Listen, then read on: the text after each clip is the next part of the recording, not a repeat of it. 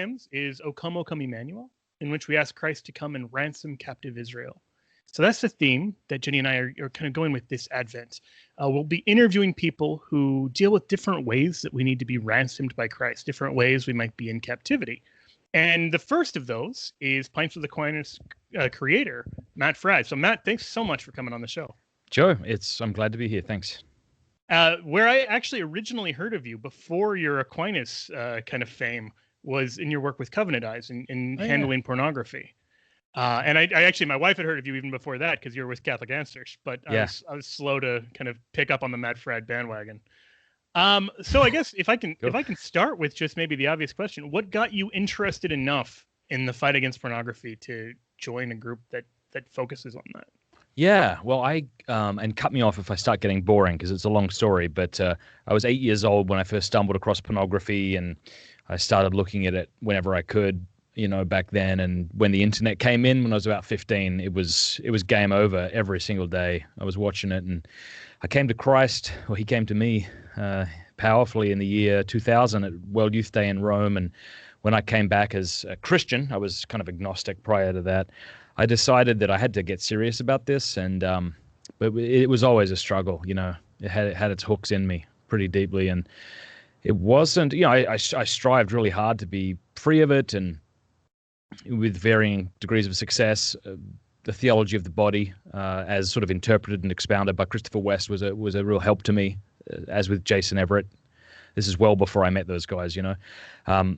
A couple of years into my marriage, I think was the first time I was really honest with my wife about looking at pornography and this sort of thing. And that was really only after I had begun to find a good degree of healing. It was kind of a cowardly thing, really, I suppose, in some sense, only to mention your weaknesses when you feel like you've begun to overcome them. Yeah, man, it was just like I remember I heard a testimony on a CD of someone's recovery, and the case, I think it went like a year with no setbacks. And I just got so passionate about the topic. I remember waking up in my bed one night in Ireland, where we were living at the time, and I just had this idea. And it sounds funny to say it now, but I was like, I need to come up with a website and record my story on a CD and maybe come up with a pamphlet, And so I remember that morning I woke up and trotted down to the office and created this little website. And this is before the days of Squarespace and those easy ways to make websites. And I just started trying to share my story however I could. And we were invited on the Irish morning show. I think that video is out there on YouTube somewhere. You were saying before that I looked like a boy from Catholic Answers. You should have seen me then. I mean, I was a toddler. And I invited a former porn performer to come to Ireland. We flew her out from LA. We rented the jazz club in Dublin, and we kind of promoted it heavily throughout the city. And we didn't give anyone the impression that we were on one side or the other. So we packed this jazz club this one night and just shared the reality behind the fantasy of pornography. And while I was in Ireland, I had the option to move back to Australia, to my hometown, or to Canada to work for Net Ministries. And on paper, the job to go back to my hometown was way better. But my wife and I really prayed about it, and we just thought, like, if this anti-porn work that I was engaged in was going to go anywhere, from our vantage point, it had to be in North America. It wouldn't have taken off in Australia. And so we chose to move to North America. We were living under the poverty line in the capital city of Canada, and just said, Lord, we just kind of give you this. And if you want to do something with it, do it. If not, we'll go back to Australia. And it was around that time that I got a call from Catholic Answers. And they kind of helped me get some sort of a little modest platform to begin to speak more about this. And from there, I've been traveling and speaking about it, and have written one book about it, and have a few others on the topic. That's fascinating. One of the things you said that I think really piqued my interest is you talked about needing to move to North America to kind of do that. Why is that? Why wouldn't it have worked in Ireland or in Australia? Yeah, well, I mean, you can never be certain without being omniscient, of course. But in Australia, generally speaking, nobody is flying you anywhere and paying you any money to give any kind of talk. It just doesn't happen. We don't have that kind of culture, there. even in Ireland where we were living, it's like you're doing this religious work. So you pay your trip down and you give a talk for free because that's what you do. And so it was, that kind of thing. I guess I was also aware of kind of like to put it crassly, the speaking kind of circuit in America. And there were these people speaking to large crowds and able to kind of just, get their message across. And so I just sort of sensed like, if this is going to take off, it needs to be in North America. So that's why. That's cool because now, I mean, obviously it benefits the entire world now. I mean, people from all over. I've read some of the comments on your videos that, you get people from everywhere who are. That's true. Yeah, and I couldn't have seen that at the time. And you know what's beautiful, and just like to give glory to our blessed Lord, like right of doing a website and a pamphlet, but right now, because of the help and brilliance of other people who were able to do this, I was able to create a course called Strive. And right now, I just looked it up. We have over 24,800 men somewhere in that 20-day challenge. So explain what this 20-day challenge is. Yeah, so it's called Strive. It's a 21-day detox, we're saying that colloquially, from porn course. And so every day you get a 5-minute video in your inbox, and there's a challenge to perform. And then there's a very enthusiastic comment section with men who are all trying to be free of porn. So it's basically like if I had 21 days with someone, what would I say to them? Well, like it's hard to say it all at once, but I'd want to guide them over a process. And so that's what Strive is all about. It's 100% free. It's really well produced, and you can be as anonymous as you want. So, but I just say that, to give glory to Jesus Christ. It's like we have such meager expectations, and, I just want to create a pamphlet. He's like, or let's create a course where hundreds of thousands of people are impacted, despite you. Yeah, that's incredible. And you know what? Just to add to maybe the providential dimension of it, we didn't plan this time. We didn't talk about promoting Strive, but 21 days from the time this goes live is, I think, going to be Christmas Eve. So if someone wants to make the most of Advent, if this is something where maybe sitting a little close to home, where, this talk about pornography is making you a little uneasy and you're saying, oh, it'd be nice to not have that be in my life by Christmas, this would be a good thing to take seriously. So where can people sign up for that? Strive21.com.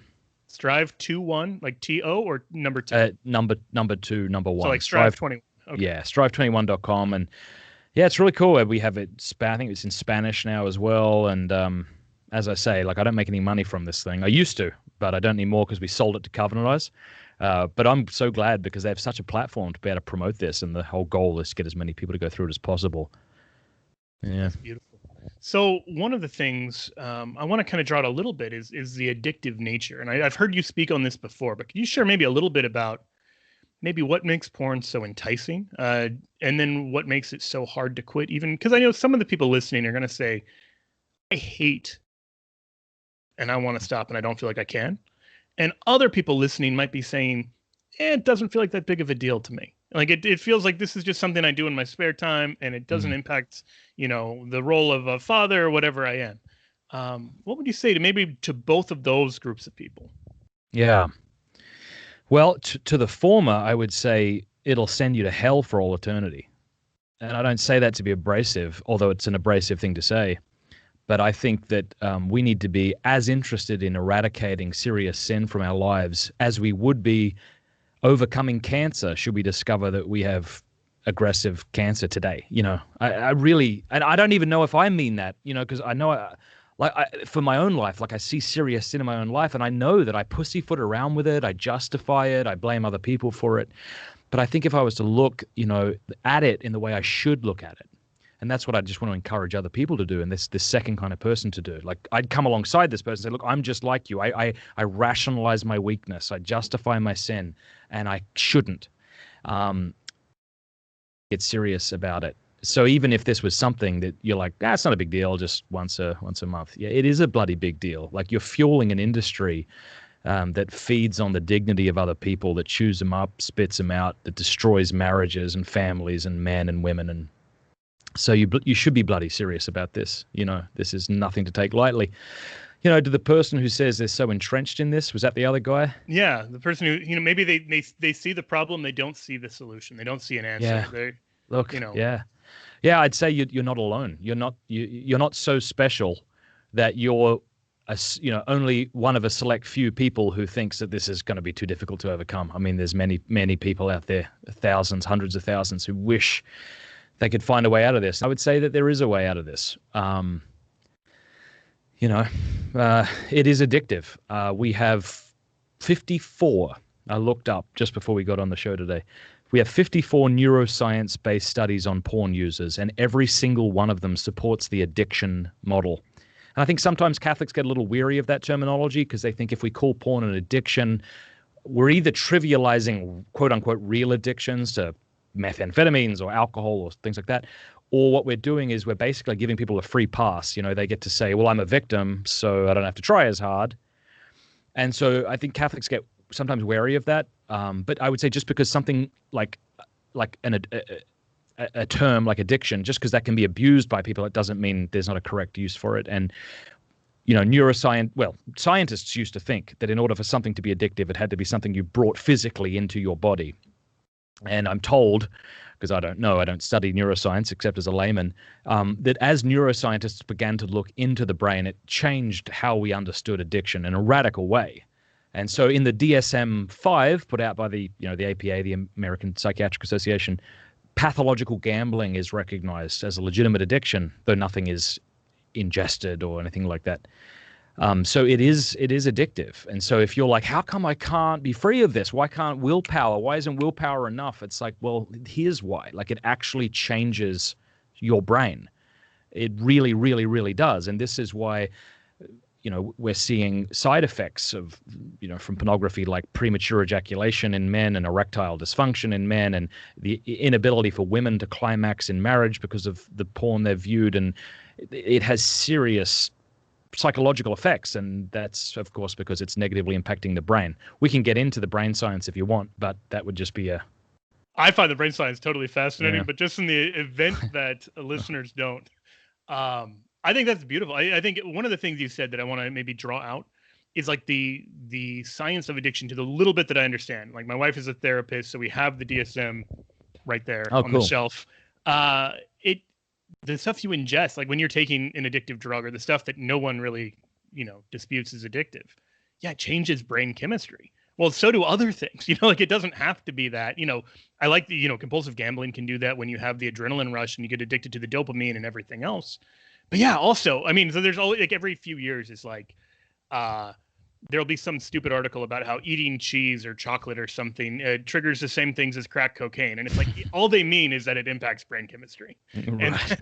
And so I like that, that you bring up, neuroplasticity and you bring up like the core brain chemicals that are at issue, because we probably do have too narrow of a view of what constitutes addiction. But you alluded to, but I want to hear what you would say in response to the person who says, well, isn't calling it addiction kind of a get out of jail free card? That, well, if it's addictive, then I'm not responsible for fighting as hard as I can.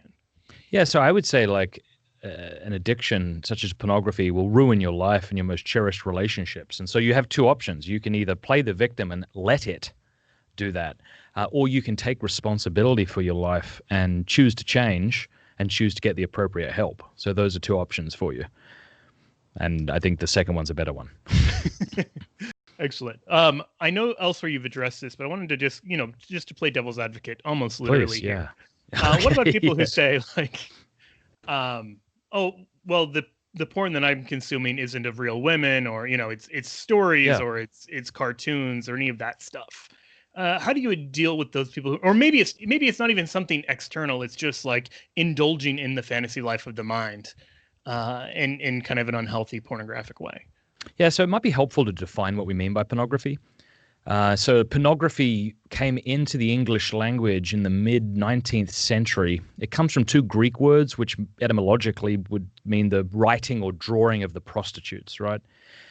So pornography was always meant to serve an erotic function. It was meant to be a replacement for a prostitute.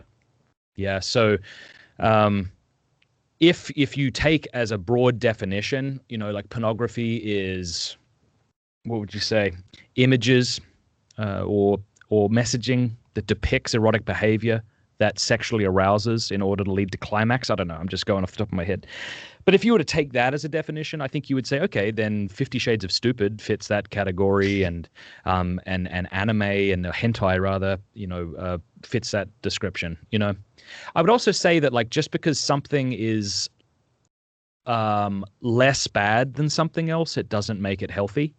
So because I think sometimes people say, well, I don't look at porn, I just masturbate to fantasies. So that's better. You're like, yeah, okay, but less bad doesn't mean healthy. That's kind of like I only smoke a carton of cigarettes a day, and which is actually less bad than smoking 5 cartons. You're like, yeah, it is. Stop it still. So I think that's kind of important to point out. Sometimes people will point to kind of cartoon pornography and say, well, no real live actors are getting hurt in this, and so that's better. And I can see the case why, yeah, okay, I can see how that's better. But it's just as addictive, first of all. So you still have that factor, It's not less addictive because you're masturbating to pixels, which happen to be images of cartoons. Also, there can be this total lack of empathy to the image you're viewing because it's not a real person. And there's really monstrous depictions in hentai pornography. And it's easy just to say, well, it's just ink on a page or ink on a screen or pixels or whatever. So it's not really a big deal. And so it still has the kind of mind warping effects that pornography does. I mean, if you're watching sort of misogynistic, hurtful, abusive pornography, whether it's in real life or drawn, I think it's still going to have a similar effect. And that's not cool. You're also kind of, yeah, I mean, there's people who have to draw that kind of stuff. And yeah. But let's say you were to make it as kind of vanilla as possible. Like I just masturbate to my fantasies. And C.S. Lewis actually has a really powerful thing to say about this. I'm going to see if I can look this up because it's really good. C.S. Lewis. This is great for live podcasting, isn't it? It's totally ruining everything. Yeah, but he wrote a letter on masturbation to a friend of his. I just want to put out how quickly that we did not cut. There was not some like cut where there was like a 5-minute search period. That's right. He says, for me, the real evil of masturbation would be that it takes an appetite which in lawful use leads the individual out of himself to complete and correct his own personality and that of another, and finally in children and even grandchildren, and it turns it back, sends the man back into the prison of himself, there to keep a harem of imaginary brides. And this harem, once admitted, works against his ever getting out and really uniting with a real woman. For the harem is always accessible, always subservient, calls for no sacrifices or adjustments, and can be endowed with erotic and psychological attractions which no real woman can rival. Among those shadowy brides, he is always adored, always the perfect lover. No demand is made on his unselfishness, no mortification ever imposed on his vanity.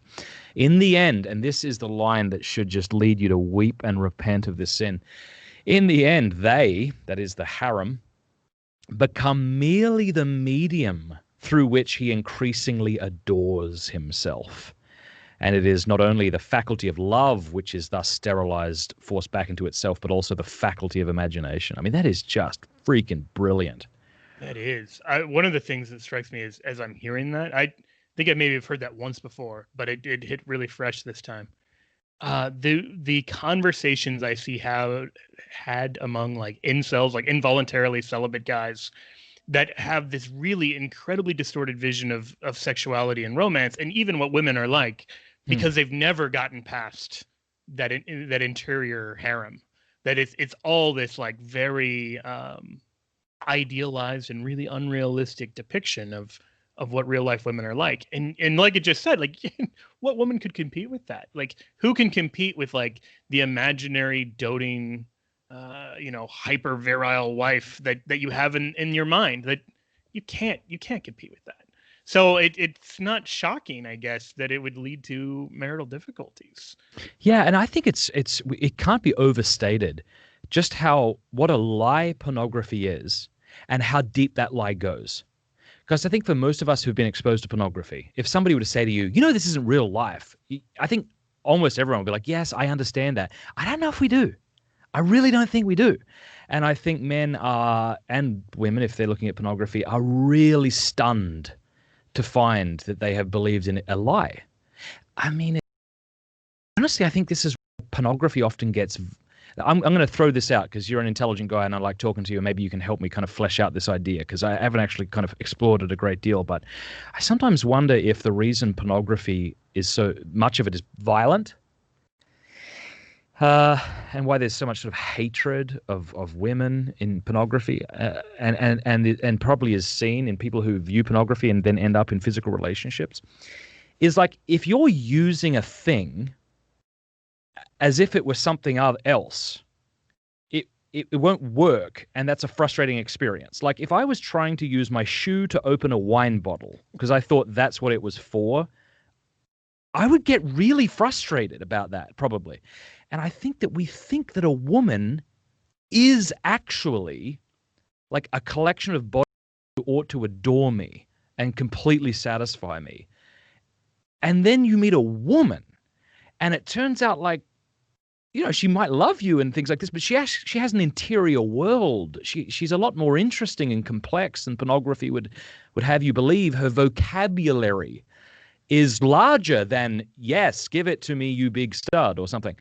And it's frustrating because you're like, well, I thought this was this thing, and it's not. And even though that thing's a lot better, it's like this, it's like a violent realization that this, I don't, as I say, I'm just thinking this through, but. Well, let me riff off of that a little bit. Please, I think there's several ways to go with it. I think first, the thing that unfortunately draws to mind is food advertising. Like if you watch a McDonald's commercial, their food looks really good. And then like you go to McDonald's and you're like, oh, okay, well, I guess I understand why it costs what it costs.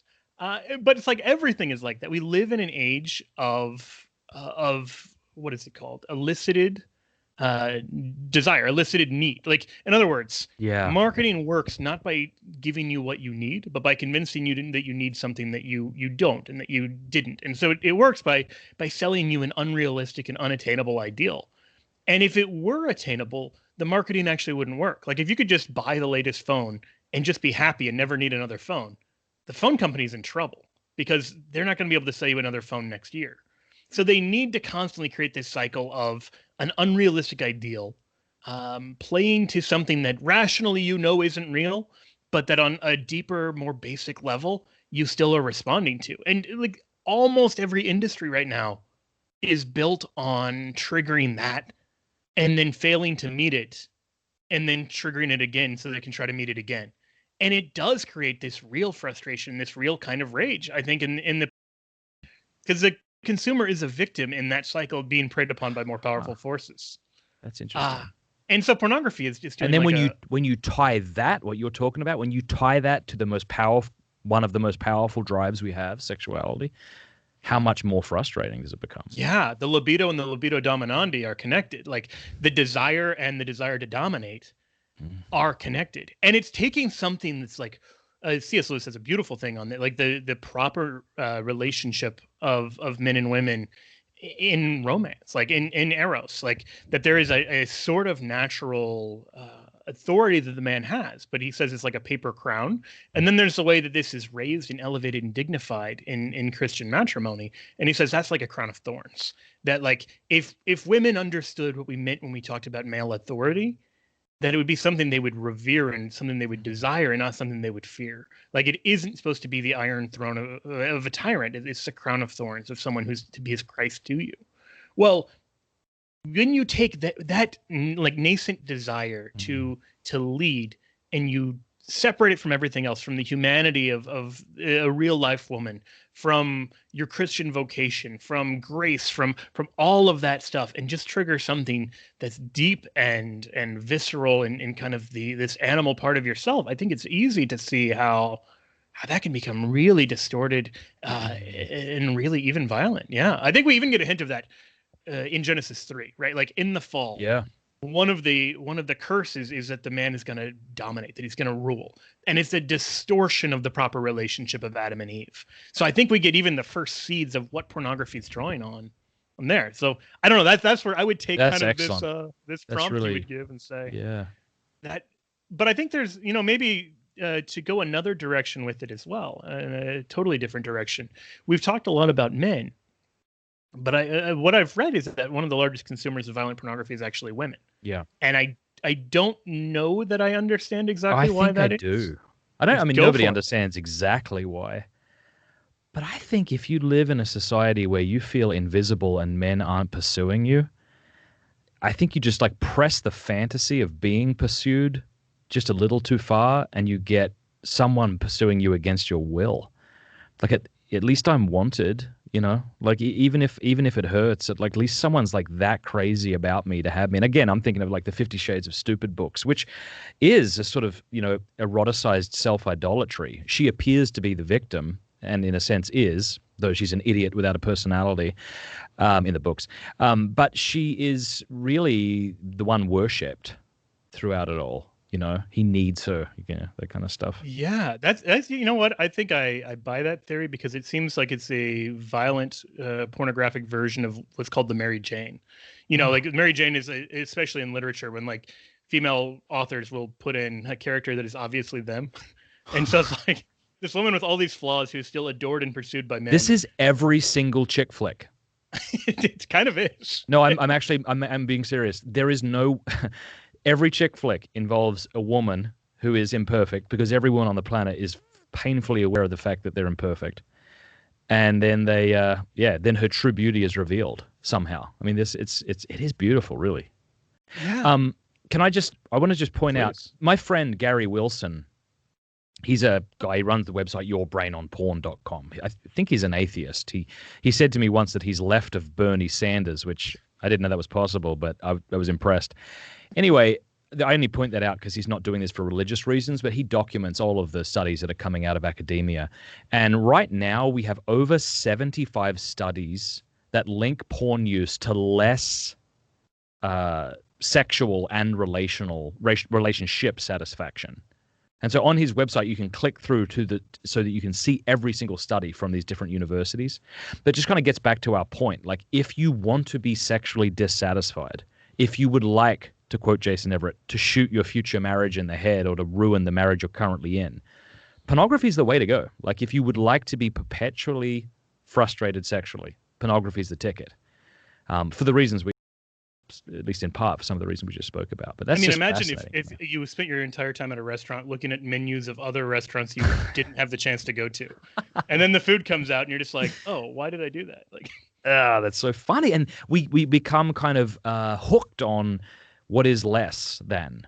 So it's like the person who goes to a buffet, you know, the food is subpar. It's been sitting out, but he gets variety and he gets as much as he wants. And I think when you can consider like marital sexual relationship, it's like comparing a buffet to like a steak and a glass of wine. I'm not comparing women to meat. Please don't hear me say that. You know what I mean? But it's like, if you look at that food analogy, like one serving of food here, the glass of wine, the lovely steak, this is clearly a superior meal.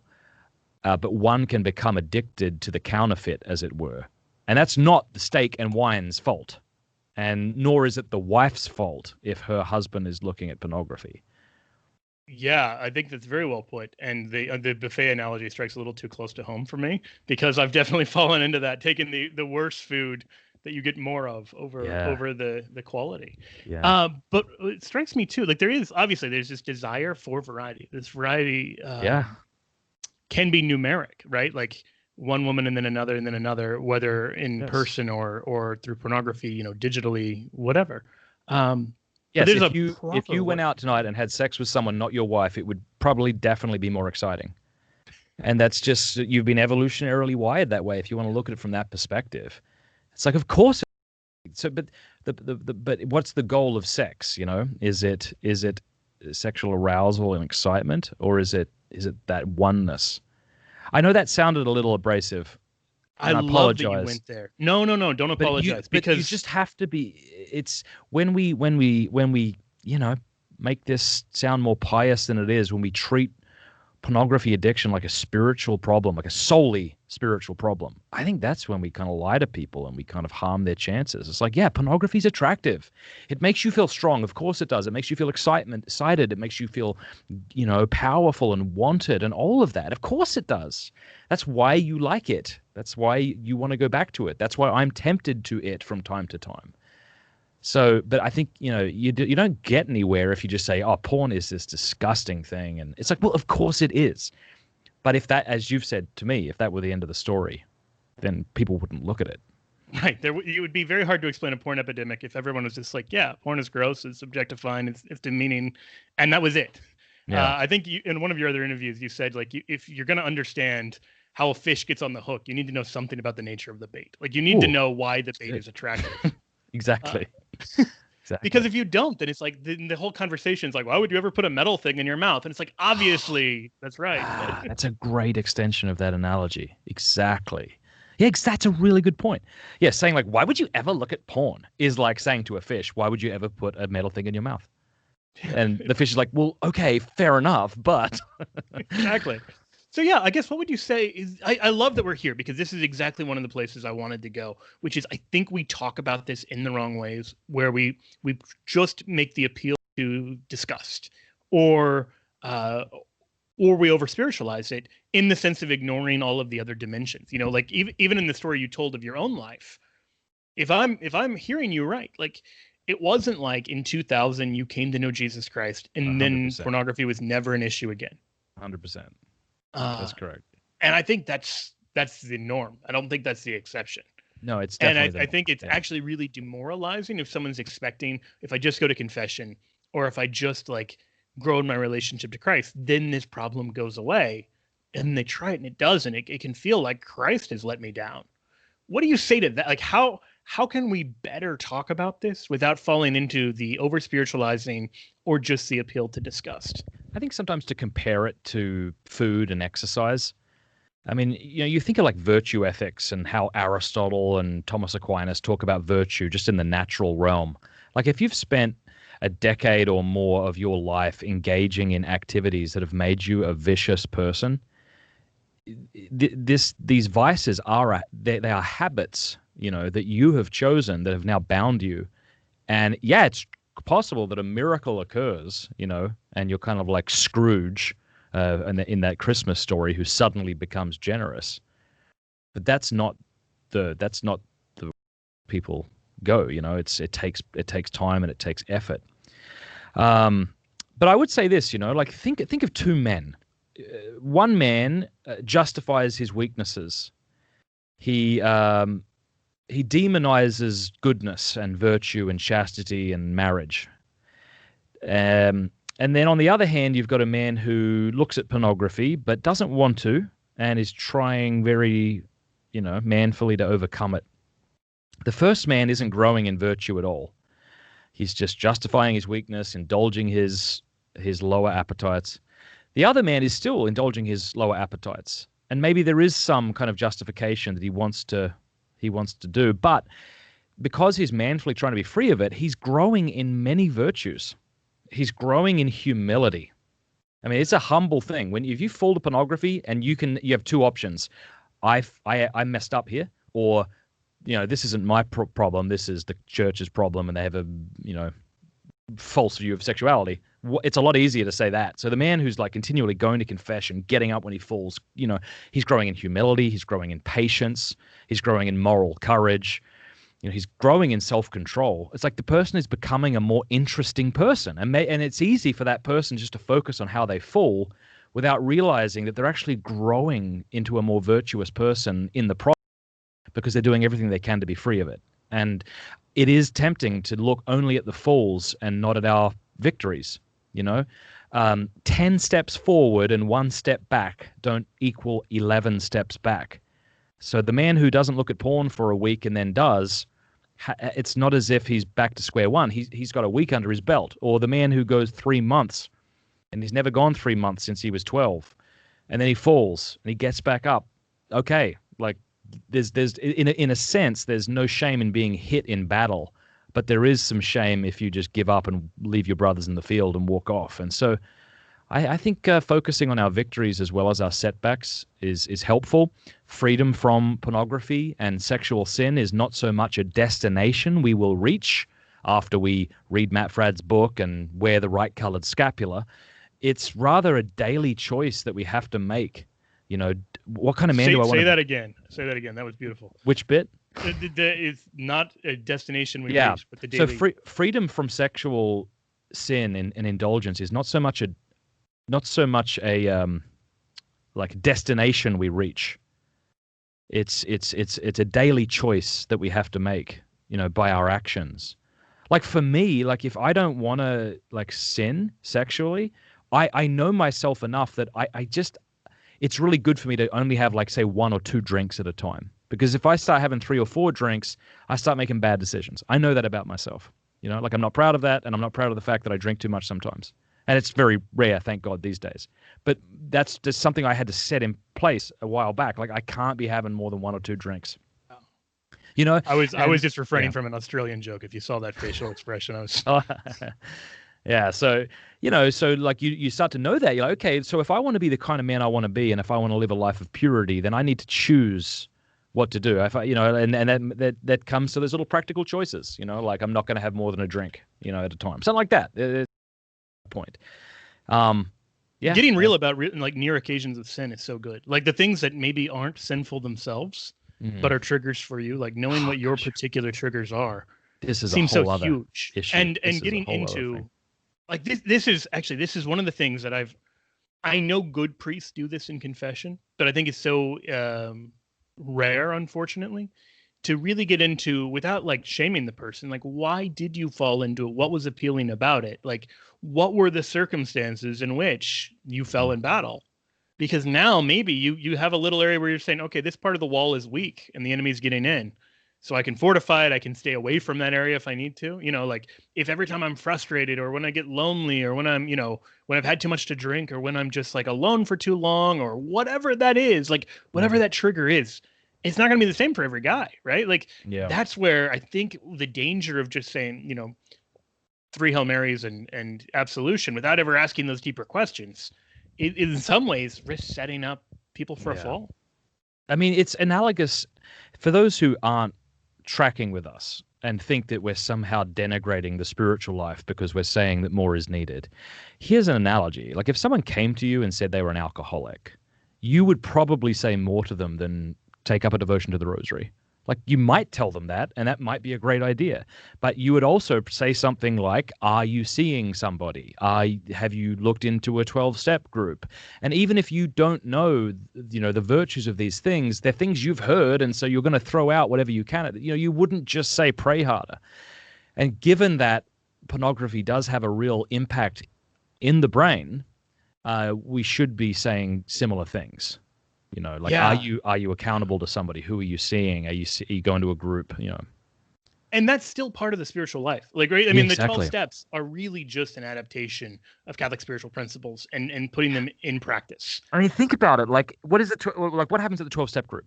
You can see somebody saying, "Well, I go and I sit with people who I trust, who listen to me, who I can be honest with, and who won't leave me even when they see the things about me I'm ashamed of." You're like, well, that's great. Like, that shouldn't cease if you stop going to a 12-step group. That just sounds like human formation. Like, yeah. Yeah, absolutely. Absolutely. And the other thing, we talked about addiction and the connection to pornography, but a lot of what you talked about in the struggle is just the ordinary struggle for virtue. Like, even if pornography isn't someone's particular vice or their temptation, this idea that this perfection isn't just a destination you sit comfortably in, but is something you're always striving for, even when you fall short of it. Mm. That's just like the Christian spiritual life. Like, that's just the moral life. That's just virtue ethics in general, regardless of whether someone, whatever their relationship is with drink, with pornography, with you name it. Yeah. Yeah. It's been really neat too to see how many people are beginning to speak out against pornography. I think I just saw today that Terry Crews and Mike Tyson did an episode. And I hear there's a lot of language in it which people may not appreciate, but I'm sure the vulnerability I've heard was excellent. It's like can you imagine like 20 years ago someone coming out and saying like that you shouldn't watch porn? You would have been chided and told that you were a frigid or something. Whereas today it's like it's really not terribly cool to look at Yeah. porn. It's not. I mean, when you need a 5-foot neon flashing sign that tells you you're an adult to justify why you are now entering an establishment, like that should be a bit of a giveaway. Like that's defensive advertising at its finest. It's like we need to do these things in order to justify shameful behavior. And as Roger Scruton, the late Roger Scruton, once said, sometimes shame is entirely appropriate.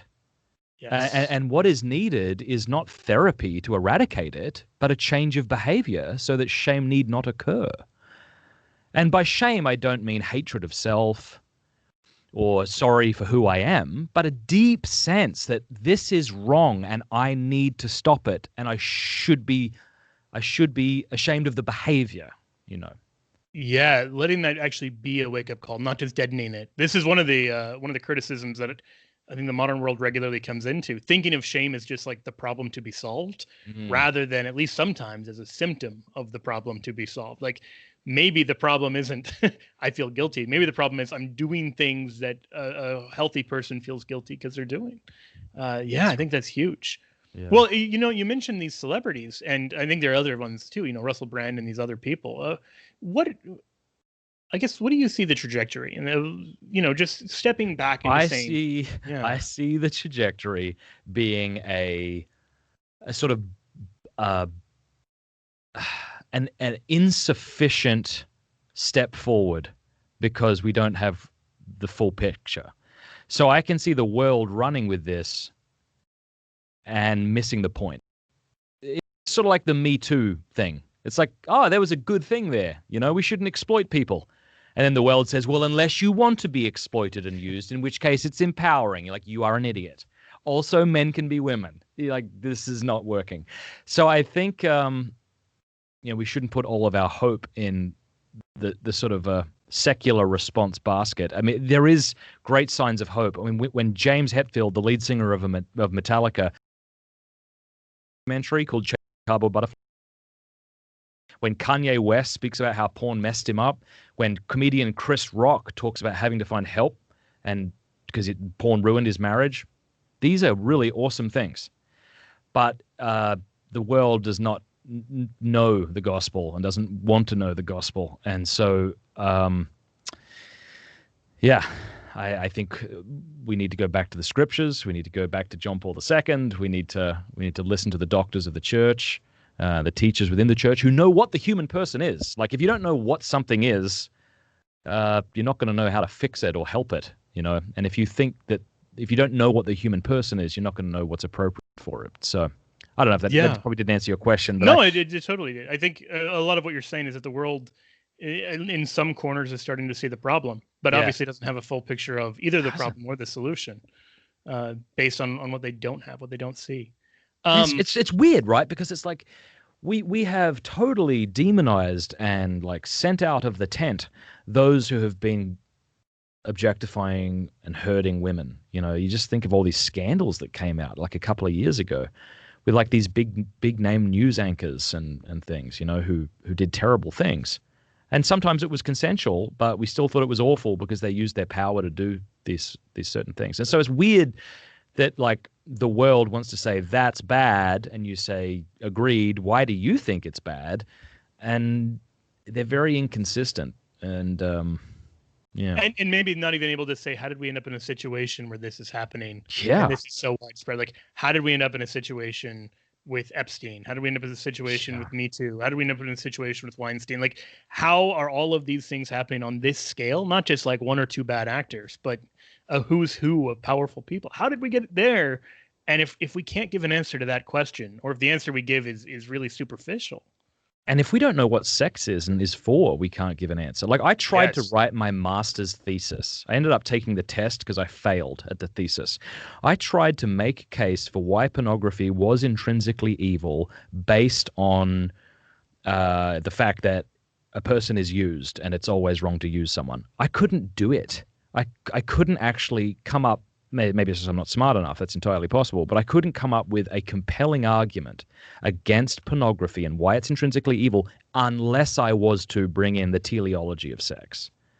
Yeah, that makes sense. Because otherwise, I mean, it's not wrong to photograph or video a person in another context.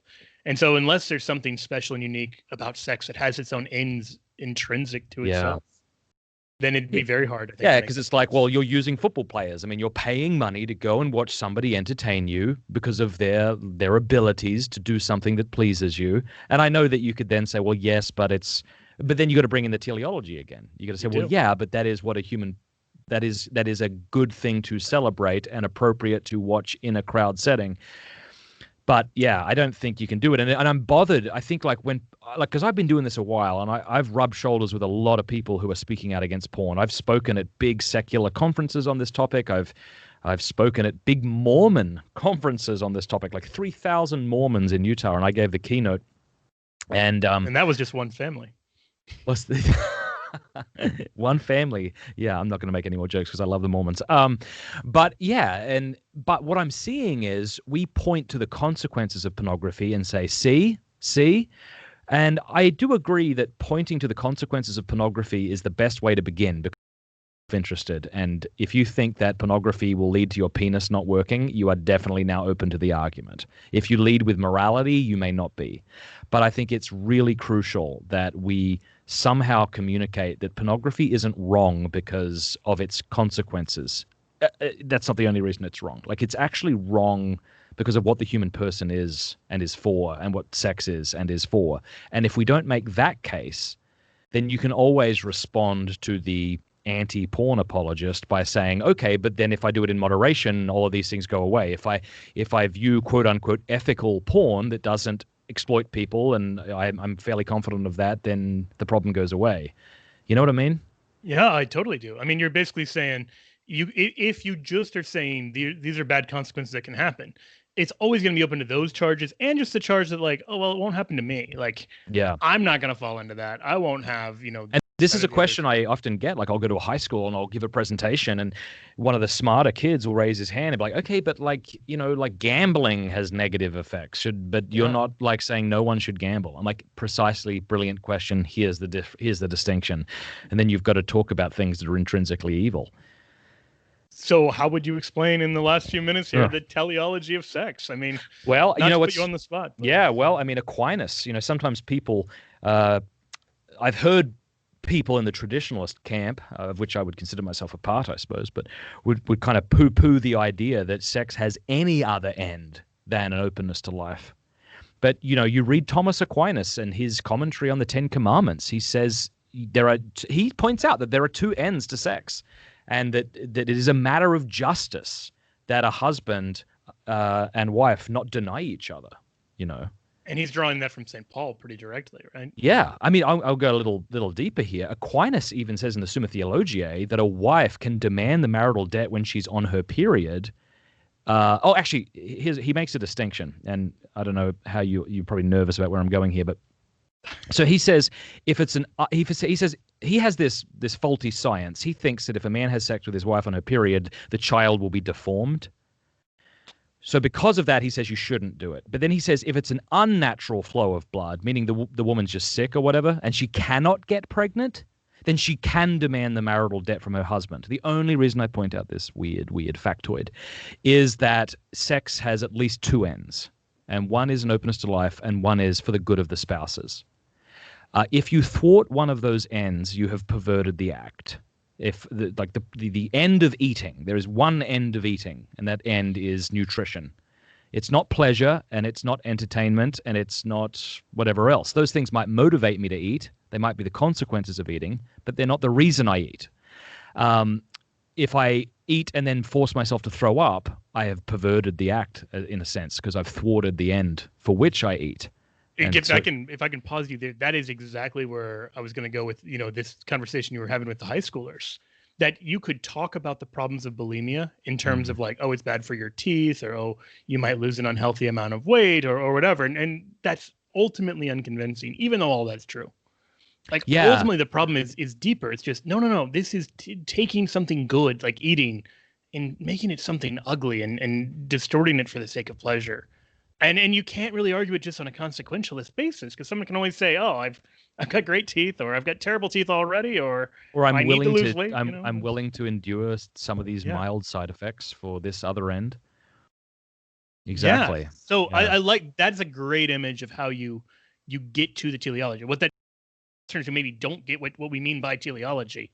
That's it right there. Like, this action is meant for certain purposes that we don't give to it, that it just has by its nature, by how God designed eating and in this case sex. Okay, unpause. Yeah. Sorry to And that's a lot less convincing to people right away. Yeah. You know, like if you start saying, well, there are two ends to the sexual act, and to thwart the end is to pervert the act. It's like, okay, good. I just want to look at porn though. You're like, okay, but your penis might stop working. And they're like, okay, now I'm listening. And I know I've said that a couple of times, but it is, I mean, we have a lot of studies that have come out right now about premature, ejaculation and erectile dysfunction, which I know are two very awkward words to throw out there, but it's important that we do, because the last I saw, we have over 30 studies that show a correlation between porn use and sexual dysfunction.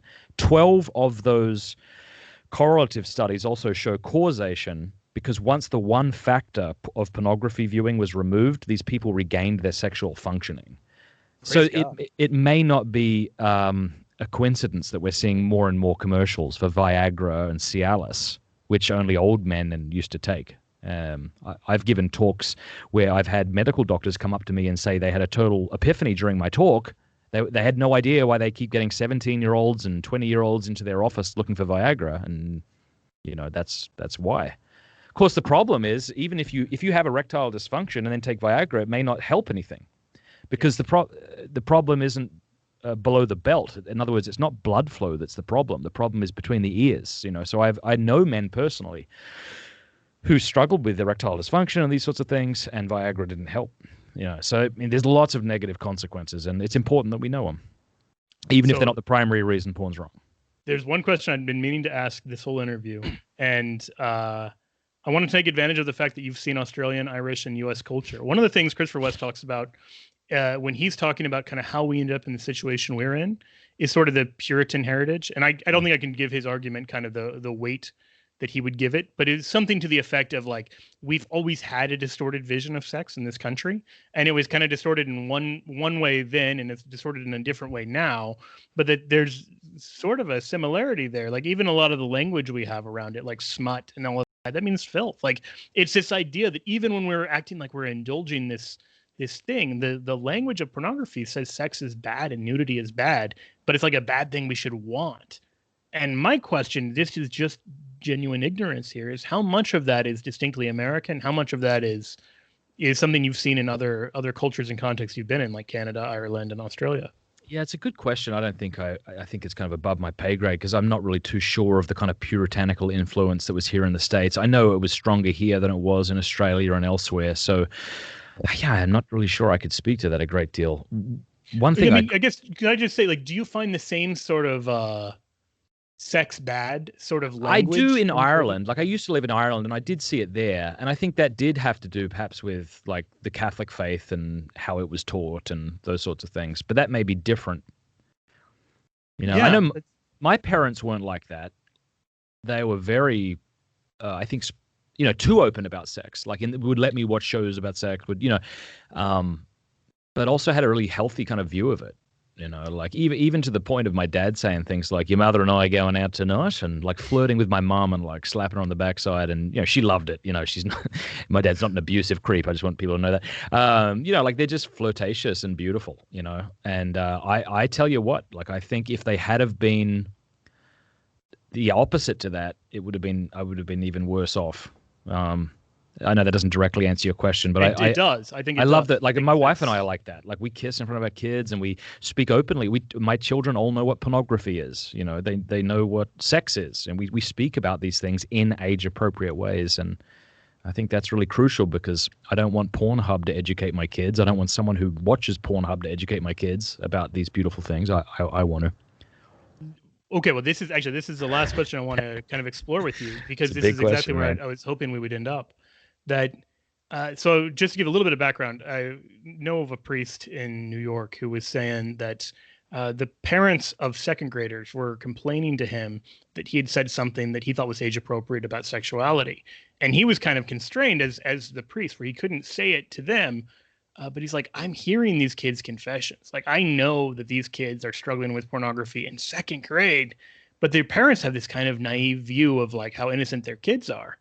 So, you know, talking directly to parents here, what does it look like to, I mean, obviously this is a bigger question than you've got time for, but what does it look like to have an age appropriate conversation about sexuality and about pornography? What ages are you having these conversations with your kids, and what might those conversations look like? So what I'm going to do is I'm going to self promote for a second, and then I'll answer your question in case I just don't have the time. So I wrote a book called The Porn Myth, Exposing the Reality Behind the Fantasy of Pornography. It's a non-religious response to pro-porn arguments. There is a ton of research in it. I put a lot of effort into it. I have chapters for parents on how to speak to their children. And by the way, I don't make any money from these books. Ever since the book released, 100% of the royalties go to a group in San Diego who helps sexually traffic victims. So I don't shill it on you for the purposes of money. Not that that's entirely disreputable, but you could get that book on Audible or Amazon, because I go into this at far greater detail. I think we should talk to our children about porn from the age of 6. And I think that because it's usually at the age of 6 that a child has some access to a screen, and screens access pornography. And how might that conversation look? Well, it might look like this. And I'm cutting out a great deal, but you might say pornography is images or videos of people who are showing parts of their body that their bathing suit should cover. And if you ever see this, you should tell mummy or daddy, and we'd be really proud of you for doing that. You might see it on a billboard or on a magazine or on the computer or, in a newspaper. You're not putting thoughts in their head. You're not saying porn is that thing that you see when you type porn into Google, and we're not doing that. We're widening it. And I think it's entirely appropriate that we do this, and even necessary that we do this. We live in a sexualized culture, and unless you live under a rock, we're going to have to find a way to talk about this in an age-appropriate way. So that's the start of what I would say. I would also say, and okay, let me just kind of preface this, right? No one likes being told that they're doing something wrong. I don't like that. I hate it. I get defensive. But I'm about to tell they're doing something wrong. If you're a parent who has given your child a phone or locked that down entirely with good software, you're a bad parent in that respect. And you should not get offended, but repent, because you will be responsible for why your kids get addicted to porn. You're an idiot. You are an idiot if you give your child a smartphone. And don't lock it down. There you go. I really think you're a bad parent. Like, you might be better than me in every other respect, and I wouldn't doubt it because I suck as well. But on this one level, like, you have to stop doing that. Like, your children should not have access to technology that isn't seriously locked down at your house, at school, at a friend's house. Our blessed Lord said, if you cause one of these little ones to stumble, it would be better than a millstone be tied around your neck. And as Peter Kraft once said, I don't think he's begun manufacturing styrofoam still millstones. Like, this is serious stuff. And I say that, I know I said it in a jarring way, to be jarring, but sometimes I don't know how else to get this across. I speak to tens of thousands of people every year prior to COVID, and I'm so sick and bloody tired of meeting 12-year-olds who are addicted to porn and whose parents have no clue because they're just either willfully ignorant or maybe actually ignorant. But it's time we stop being ignorant and start getting serious about this. So I'm a big proponent of Covenant. You can get whatever filter you want to get. I'm not trying to push any one thing, but Covenant is the best filtering and accountability software out there. We don't hang out with parents whose kids let their children just use technology. I don't want my kids around them.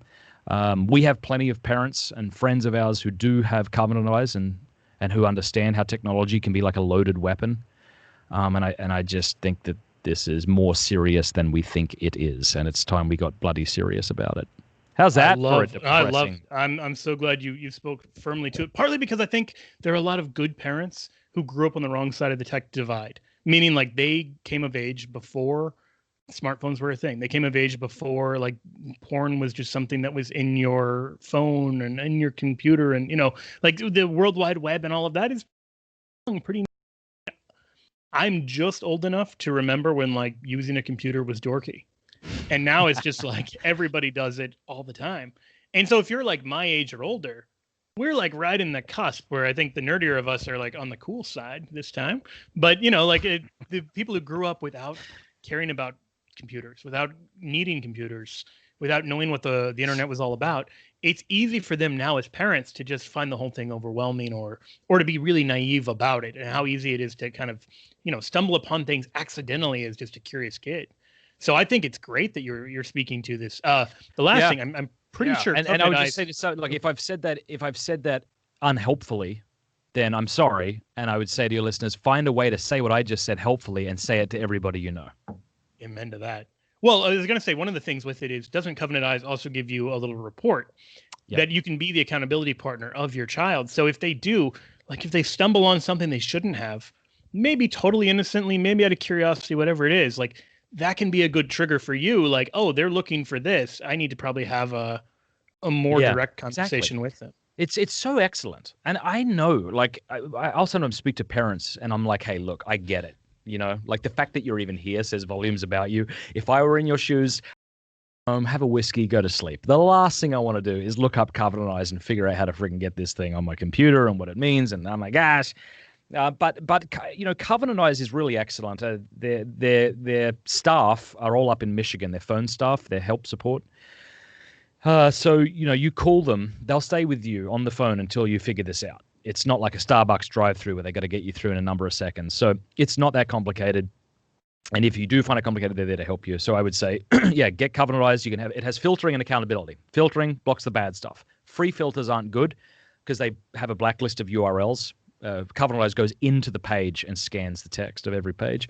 It also has image recognition software, so it can see if you're looking at an image of pornography, even if there are no words on the screen. This is something very sophisticated and relatively new. And as you said, you'll get weekly reports, and it'll tell you what searches flagged and what websites were inappropriate that they went to, what time they went to them, how long they were on them. And this is not intended so that we can spy on our children. It's so that we can help our children navigate the internet landscape. How do we give our children an internal filter for an unfiltered world? Conversations, I think, and guidance, and Covenant Eyes is there to help in that.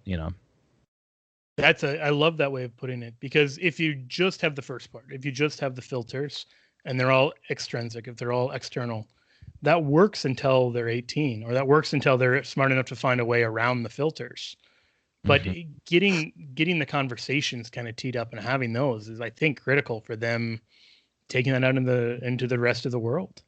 Okay, that's beautiful. So in the comments below, I'll put Strav 21 and the Porn Myth and Covenant Eyes. Anything else I should make sure listeners have access to? Yeah, there's a great website called protectyoungminds.com, and they have an excellent book which is designed for you to read to your children. It's called Good Pictures, Bad Pictures, Porn Proofing Today's Young Kids. It's a beautifully illustrated book. It's non-religious, so that you can incorporate the religious element if you wish. It's very optimistic and lovely. Sometimes these books for kids are written by survivors of sex abuse and therefore tend to come off as ominous and a little creepy, actually. But this one is very light and beautiful, and so there's one you should promote, protectyoungminds.com. And then finally, Bloom for Women, BLOOM for FOR, women.com, is a great resource if there are any women who are watching this whose husbands have viewed pornography or are engaged in sexual activity outside of marriage, and that has led to a sort of betrayal trauma in the woman. This is a great resource for women who are struggling with that. Wonderful. Thank you so much for coming on, and thank you for sharing that and the vulnerability of just sharing your own witness too. Cool. Yeah, it's nice to be with you. Thank you. Excellent. Yeah, let's pray. In the name of the Father, Son, and the Holy Spirit. Amen. Glory be to the Father, and to the Son, and to the Holy Spirit. As it was in the beginning, is now, and ever shall be, a world without end. Amen. In the name of the Father, Son, and the Holy Spirit. Amen. Thanks again so much for coming on. Yeah, you got it.